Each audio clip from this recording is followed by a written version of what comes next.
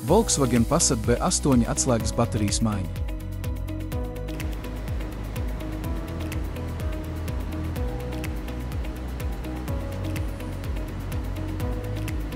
Atrodi, kur pultī atrodas atslēgas asmens.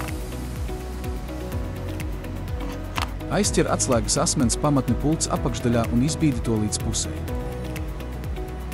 Turiet atslēgas pulti ar aizmugurējo vāciņu pavērst uz sevi. Nospied atslēgas asmeni uz leju, lai atvienotu aizmugurējo vāciņu. Noņem aizmugurējo vāciņu, izņem veco bateriju. Uzmanīgi aizķerot to ar plakano skrūvgriezi.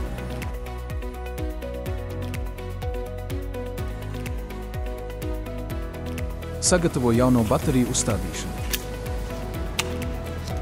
Ievieto bateriju, pievēršot uzmanību polaritātei.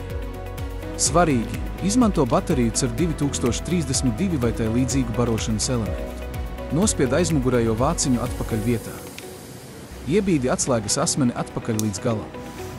Pārliecinies, ka atslēgas pults darbojas. Nospied vienu pēc otras visas pogas un pagaidi, līdz automašīna norēģē.